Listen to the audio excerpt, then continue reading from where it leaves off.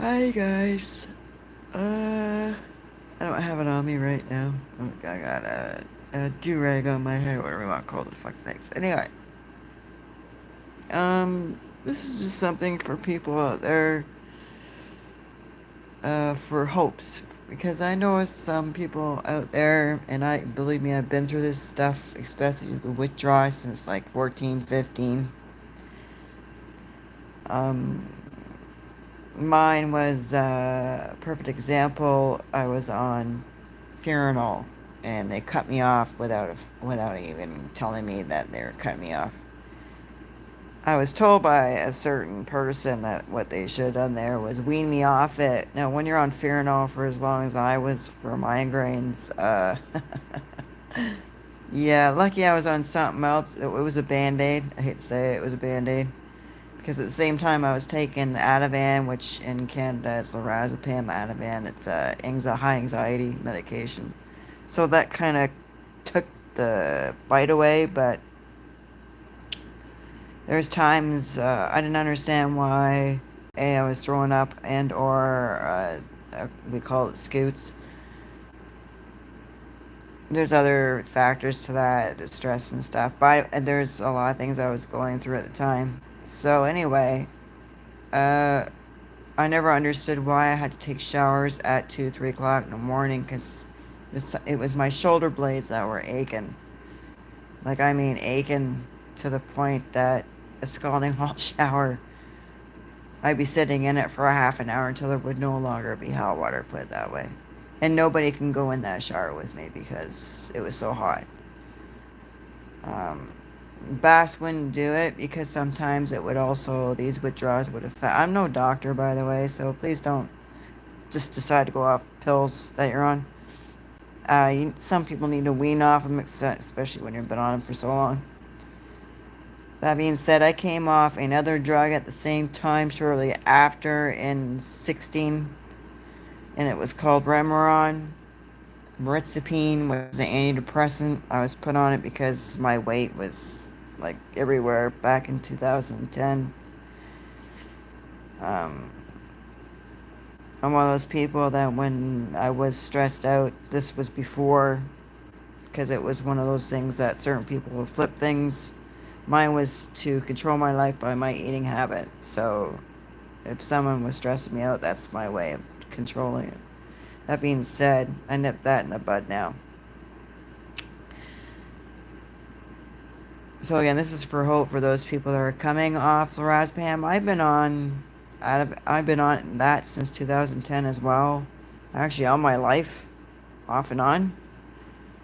Um, I quit smoking 3 years ago, and the last drug to come off was the Ativan. Merizapine I came off after I left an abusive marriage, 2019. I decided to come off that. I was trying to come off it during the marriage, which was a big no-no because I was so depressed. I was in a bad spot and with the wrong person, and we were just toxic as shit. So what happened there was I moved in with my so-called sister, and I started weaning off that shit without really telling anybody. More, like I literally weaned. So I was gonna try to take no Ativan as well, which was a big no-no. You can't come off both at the same time. That's a double whammy. Plus, on top of that, I was addicted to Tylenol ones because when they took me off the Furinol, I had to take some for my headaches. Unfortunately, I can't take that shit. The Tylenol ones, it's got codeine in it. So basically, I kind of put a Band-Aid on it again. Um, so yeah. So people, if you don't understand why your back's aching, your legs, you get restless leg bad, it's part of the drug wanting to leave your system. And what happens there, in my personal opinion, from my experience, your body is aching because it's telling your body you need it. So if anybody, for instance, perks, oxys, again, Furinol, Tunnel, threes, anything to mess with your brain. how your body works. What it does is saying, I want more, and you're coming off it, and it's telling you, no, I don't think so. It'll actually create pain for you to take it. This is personal experience on my part. Um, so yeah, the pain, and people just look at you like you're full of dog doo doo until you tell your story. So I'm here to tell my story. Um, it wasn't fun coming off that stuff. I've been clean now from Ativan lorazepam. I think this is going to be past the 120-day mark. Um, it's mind over matter. I hate to say it. But I was only on 0.5 after I left my ex-husband. Um, so, and it was like sometimes every 3 days. So I went from 4 milligrams down to 0.5. Please don't do that on your own, people. Um, that was a messed up thing I did. um, I actually replaced it with smoking. I was at a pack a day, which is nasty. So yeah, there's hope. Drink a lot of water. I can't drink just plain water. It has to be something in it, and ice cold, or it tastes like doggy doo doo. Ice water really helps if anybody's going through high anxiety like I was doing really bad. Take an ice cube and put it in your palm of your hand. That helps big time. That came from a therapist actually that helped me do that. Um, and I hate to say it, cut the people out that's causing your high anxiety. As hard as it is, and sometimes as much as it's gonna hurt you, just cut them out. If you're vibrating off near someone, you're not supposed to be near that person. Point blank. Period. I don't care who you are. Um, Obviously there's something going on there. And if people try to push you into that, believe me, karma works in different ways. Um, Unfortunately, in my case, I've had the town I live in literally try to outcast me. Just well, they just want me dead. So, and they're still doing it, and that's fine by me. Like I said, I know what does not lose an address. Mark my words. Um, but for those, that's totally opposite from what I'm talking about now. Well, not really, but whatever. Uh, yeah. Unfortunately, what was it, 2010ish, 11? I became, you could say, agoraphobic. It wasn't too great. I couldn't drive, which I love to drive. Huh. And even now, I drive, but I don't drive far away because of that. That's still something I need to work on. I asked a therapist before. They said I was all good. What was the issue with the driving? And they said, because you've been in abusive situations, you've been smacked around like a rag doll, that you abused mentally, physically, and emotionally, that it's like a trigger warning that I have nowhere to go. And that's part of when the Band-Aid came in with the lorazepam and the merizapine, the antidepressants. Before that, and I'm going to say it straight up, with the Furanol, it was for migraines, but it ended up being a Band-Aid, and on top of that, it was an addiction. And that's the sad part. People need to realize that when it comes to opiates and stuff like that, it becomes an addiction. So, heads up on that. Like, I was literally taking Furanol and drinking at the same time, which is a bad no-no. Like, some people don't come out of that shit. Like I said, the Ativan I've been taking since I was a teenager. Earlier than that.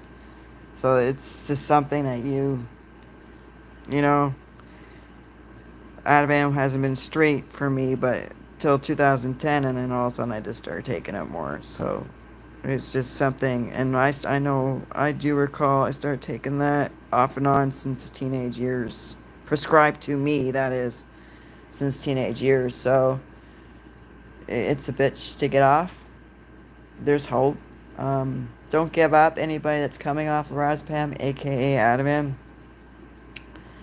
Like I said, drink lots of water. Lemon water I find works, but again, ice water. And if you find you're having anxiety, people use elastic bands. I was also the ice cube in your hand is a big one. There's also acupuncture and or you can take your own fingers and put it in your. There's a certain spot you can hit with your thumb on your. You gotta look it up. It's like an acupuncture, but just using yourself, and not help it. I think it's between the thumb and the index finger. There's a pressure point there. Some people will get tattoos, not tattoos, piercings. There's a certain piercing, I think it's right in the ear, which that would hurt like a son of a bitch. Apparently it works. I'm not one to do that. So, yeah. So if anybody doesn't understand why you're having achy joints, and it is achy joints, and it's definitely the back of your legs, your knees, you're for sure the major one I found was in between my shoulder blades. It was the worst pain ever, and people don't understand what you go through. You do feel like when I was coming off the antidepressants, no one warned me. When you came off that shit, you feel like someone stuck a light bulb in your yap and just flicked the switch because it feels like you're being electrocuted in your brain. It's like zaps, and straight up, it's not fun. So heads up. Ativan's not as bad when it came to the antidepressant Remeron. No, Remeron was a bitch. They don't warn you on that, but unfortunately, they really don't. They don't say if you've been on it for so long that it's a bitch to come off. But then again, unless the doctor or whoever prescribes it to you has been on it, they will not know what it feels like. So this is a heads up to you people that sit there and tell us to suck it up. You fucking come off that shit and see what you feel like. Don't you ever put me in a category of being crazy again. You try to put someone on that shit and you don't know what it feels like to come off. Watch what you say. Karma, again, karma has an address. It's not fun coming off that shit. Especially when also someone's been in situations that people like myself has been in.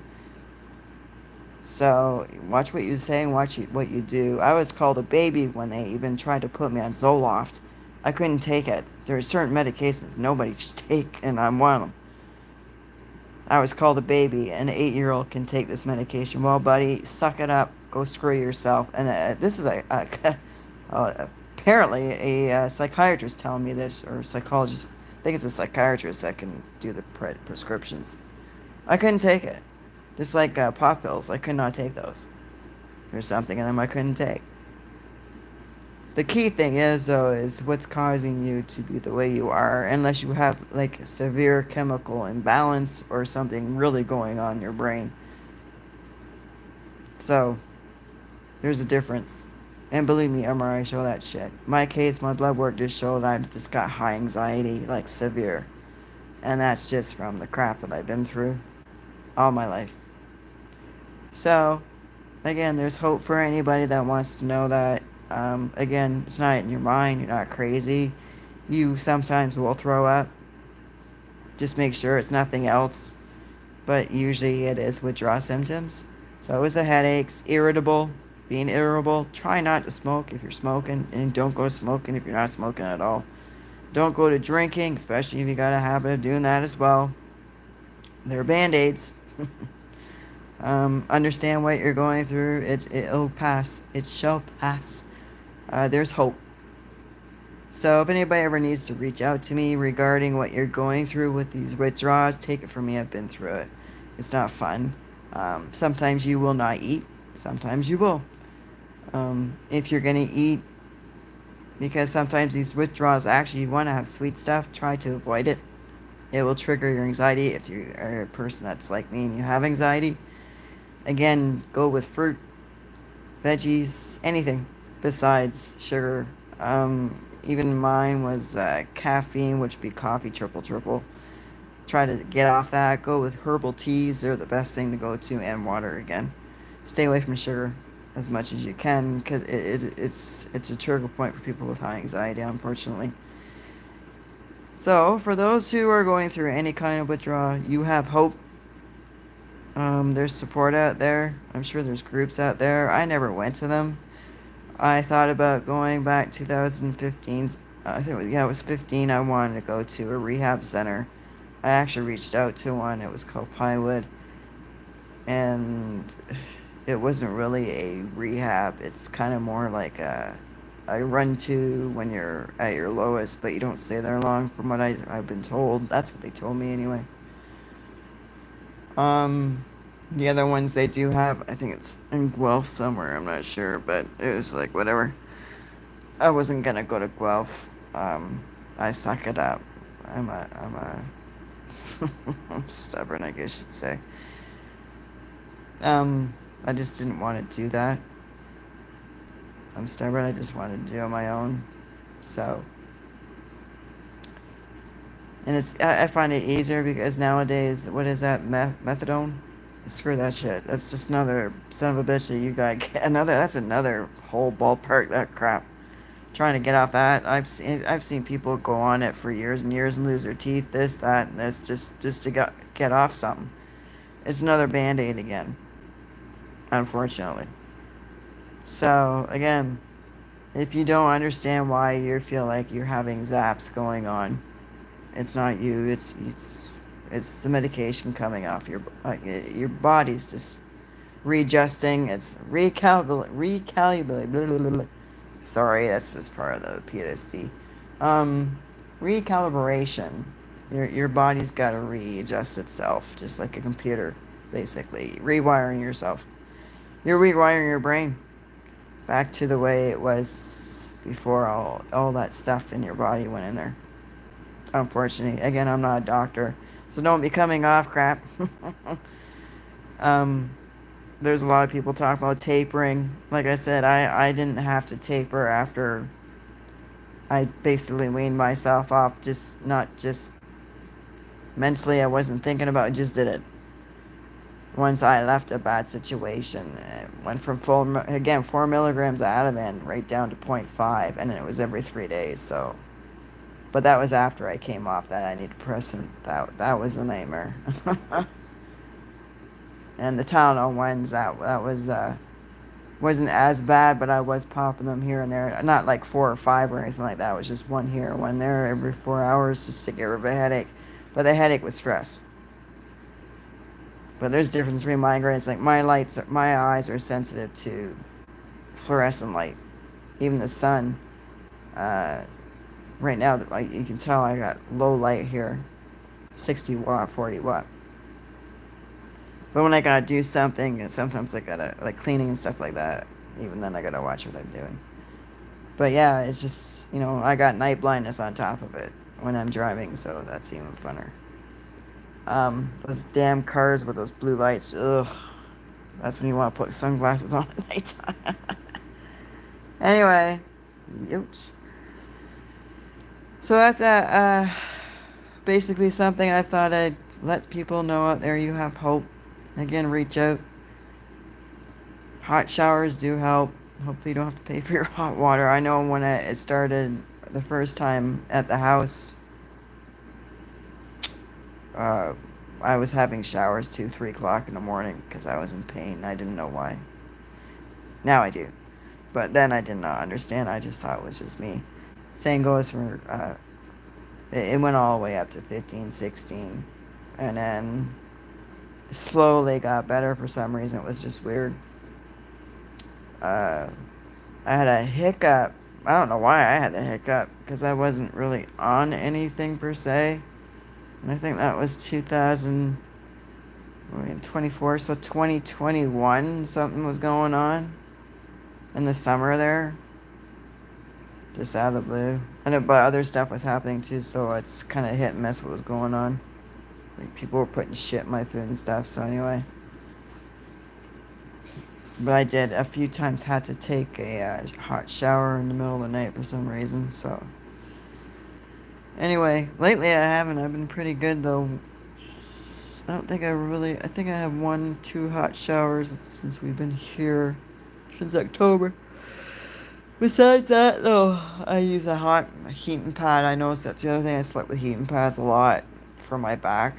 And then you get cramps in your stomach. Like I said, you get the shit sometimes. Sorry, I'm not trying to be rude, but that's just the way it is. Sometimes it's not what you ate, it's just your body. Your body's just saying, okay. So, um, I've been told it takes up to a full year. I don't know if that's true. If it is, it is. It's not, it's not. For your body. One lady was talking about that. She has a thing about lorazepam and Ativan for like one specific drug.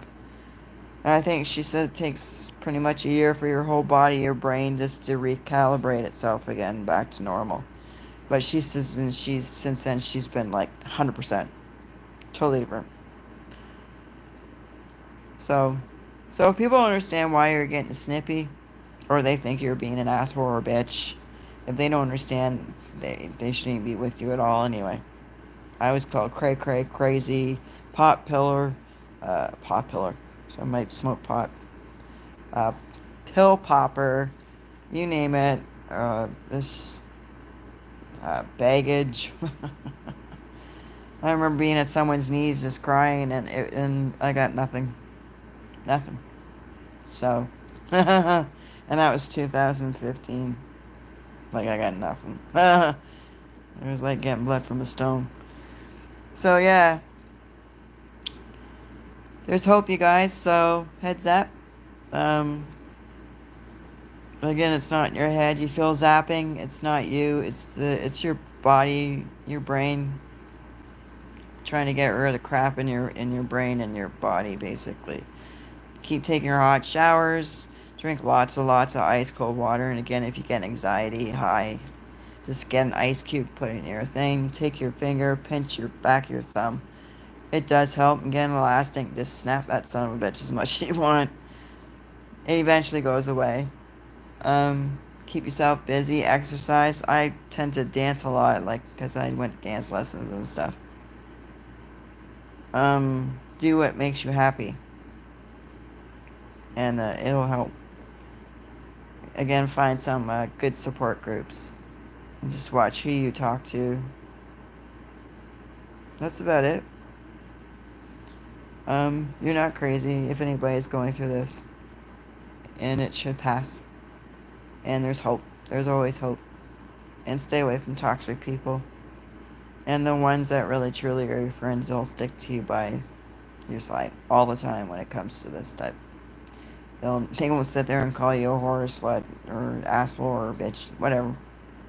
They'll be there holding your hand through the whole situation. If not, you're just going to have to do it alone, and eventually someone will come in your life and hit it off.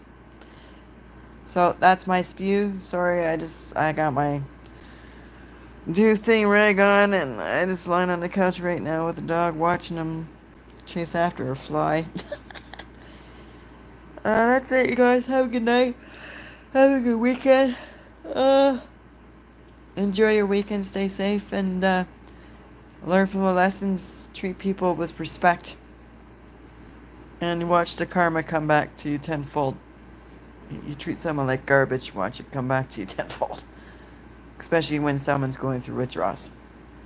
Don't sit there and poke the bear. Okay, have a good night. Bye. Enjoy.